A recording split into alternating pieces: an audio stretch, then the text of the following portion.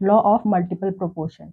So this law state that when two elements combine to form two or more compound, जब दो element combine करते हैं और दो या दो से ज्यादा कंपाउंड बनाते हैं, then the different masses of one element which combine with the same mass of other element. तो दो एलिमेंट कंबाइन कर रहे हैं, तो जो एक एलिमेंट है जिनका मास अलग है और जो दूसरा एलिमेंट है जिनका मास सेम है, तो यहाँ पर वो एलिमेंट जिसका मास डिफरेंट है उनका हम क्या कर सकते हैं, सिंपल होल नंबर रेशियो निकाल सकते हैं। उनका सिंपल होल नंबर रेशियो आएगा।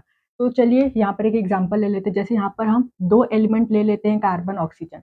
तो कार्बन ऑक्सीजन जब कंबाइन करते हैं तो इनसे दो कंपाउंड फॉर्म होते हैं, एक CO फॉर्म होता है कार्बन मोनोऑक्साइड एंड दूसरा कार्बन डाइऑक्साइड। जैसे यहाँ पर कार्बन जब ये ऑक्सीजन के साथ रिएक्ट करता है, कंबाइन होता है, तो यहाँ पर दो प्रोडक्ट फॉर्म होते हैं, CO gives you CO and CO2। तो यहाँ पर कार्बन का मास कितना होगा, 12, ऑक्सीजन का मास होता है 16। अब यहाँ पर देखिए दो एलिमेंट कार्बन ऑक्सीजन कंबाइन करके यहाँ पर दो प्रोडक्ट फॉर्म कर रहे हैं। तो यहाँ पर ये कार्बन 12, ऑक्सीजन का 16, 12:16। देन यहाँ पर 12 यहाँ पर ऑक्सीजन का मास 16 होता है, तो यहाँ पर दो ऑक्सीजन है, 16 × 32।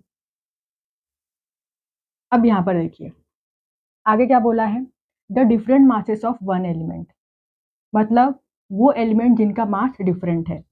तो यहाँ पर आप देख सकते हैं जो ऑक्सीजन है इसका मास डिफरेंट है, 16 है यहाँ पर 32 है। जो कंबाइन कर रहे हैं same masses of other element which combine with the same mass of other element. तो ये अदर एलिमेंट है जिसके साथ ये कंबाइन कर रहे हैं, इनका मास कैसा है, सेम है। तो यहाँ पर वो एलिमेंट जिनका मास डिफरेंट है